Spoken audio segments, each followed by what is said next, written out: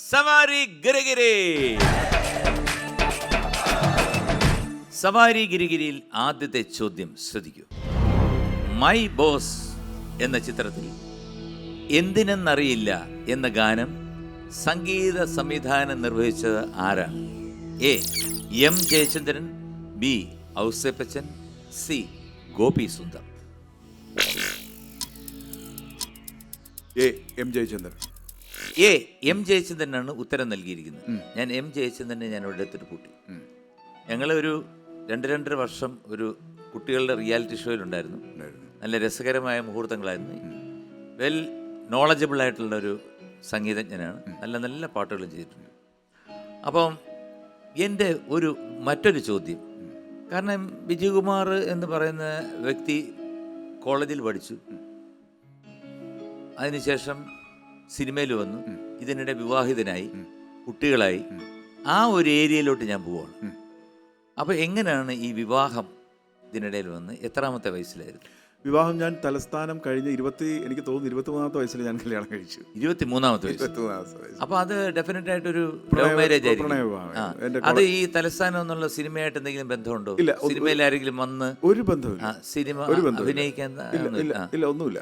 അന്ന് എൻ്റെ വൈഫ് ബിനു അവിടെ MG കോളേജിൽ പഠിച്ചുകൊണ്ടിരിക്കുകയായിരുന്നു. അപ്പം ഞങ്ങൾ തമ്മിൽ പ്രണയമായിരുന്നു.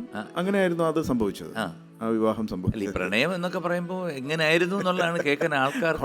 കോളേജ് പഠിക്കുമ്പോൾ നമുക്ക് പ്രണയം എന്ന് പറയാനേ എനിക്കറിയുള്ളൂ. അത് എങ്ങനെയായിരുന്നു എന്നൊന്നും അത് സംഭവിച്ചു പോകുന്ന ഒരു പ്രതിഭാസമാണല്ലോ. അല്ല, ഈ 23 വയസ്സിൽ എന്ന് പറയുമ്പോൾ ഭാര്യയ്ക്ക് എത്ര വയസ്സായിരുന്നു? നോർമലി ഞാൻ സെക്കൻഡ് ഇയർ ആയപ്പോൾ അവള് ഫസ്റ്റ് ഇയർ. അത്ര ഡിസ്റ്റൻസേ ഉള്ളൂ. അങ്ങനെ ചെറിയ വ്യത്യാസം. എനിക്ക് തോന്നുന്നു പിന്നെ സൈക്കോളജി ഫസ്റ്റ് ഇയർ ഉണ്ടായിരുന്നു. വൈഫ് സൈക്കോളജി ഫസ്റ്റ് ഇയർ ഉണ്ടായിരുന്നപ്പോൾ ഞാൻ എക്കണോമിക്സ് സെക്കൻഡ് ഇയർ ആയി. ആ ഒരു ഡിഫറൻറ്റ്. സൈക്കോളജി ആയിരുന്നു ഓർത്തില്ലല്ലോ. സൈക്കോളജി ഇപ്പോഴായിരിക്കും ഓർക്കുന്നത്. ഈ സൈക്കോളജിക്കാർക്കുള്ള ഒരു കുഴപ്പമെന്ന് പറഞ്ഞാൽ പെട്ടെന്നൊന്നും ചോദിക്കൂല. അത് കുറച്ച് അങ്ങോട്ട് കയറി പോട്ടെ പോയിട്ട് ഒരു പോയിന്റിൽ, ആ ഫിനിഷിംഗ് പോയിന്റിനെ കുറെ ഇപ്പുറത്തായിട്ട് വെച്ചിട്ട് അവിടെ ഒരു ബസ് സ്റ്റോപ്പ് കാണും. അതുകൊണ്ട് അവിടെ നിർത്തിയിട്ടാണ് കാര്യങ്ങൾ ചോദിക്കാൻ തുടങ്ങുന്നത്. അപ്പൊ നമ്മൾ ഇതിന്റെ ചുരുളഴിഞ്ഞ് അവിടം വരെ വരുമ്പോഴത്തേക്ക് കുറെ പണി കിട്ടും. കിട്ടിയിട്ടുണ്ടോ? അങ്ങനെ ഇതുവരെ കിട്ടിയിട്ടില്ല. കുട്ടികളൊക്കെ നന്നായിട്ട് പഠിക്കുന്നുണ്ട്. അവരിപ്പോ ഇളയാള് കലാപരമായിട്ട് എന്തെങ്കിലും? കലാപരമായിട്ടൊന്നുമില്ല. ഇടയ്ക്ക് മോള് മുദ്ദുക വന്ന സിനിമയിൽ അഭിനയിക്കുകയുണ്ടായി, സുരേഷ് ചേട്ടൻ്റെ മോൻ്റെ കൂടെ.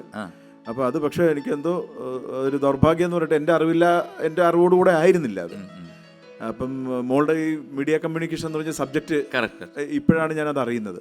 അപ്പം ഞാൻ ഇതിനെക്കുറിച്ച് അന്വേഷിക്കാൻ വേണ്ടി ഇവാനിസ് കോളേജിൽ പോയപ്പോൾ അവിടെ പറയുകയുണ്ടായി, വിജയകുമാർ ഇതൊരു കോഴ്സാണ്. അപ്പോൾ ആ പിള്ളേരുടെ ഒരു അംബീഷനും ഡ്രീംസ് എന്നൊക്കെ പറയുന്നത് സിനിമയാണ്. പിന്നെ ഫ്രണ്ട്സൊക്കെ പറയുമല്ലോ, അച്ഛൻ ഇതാണല്ലോ, അപ്പോൾ പിന്നെ നിനക്ക്. അപ്പോൾ ഞാൻ പറഞ്ഞു വേണ്ട മോളെ, അത് നമുക്ക് ശരിയാവില്ല. അത് അപ്പോൺ ഗോഡ്, അത് ഞാൻ ഇതായിട്ട് മോശമായിട്ടല്ല പറയുന്നത്. ഞാൻ പറഞ്ഞു നമുക്ക് വേണ്ട അത് എന്ന് പറഞ്ഞ് ഞാൻ അതിനൊരു പരിഭവവും പണക്കവും ഒക്കെ ഉണ്ടായി. അതൊക്കെ തീർത്തു.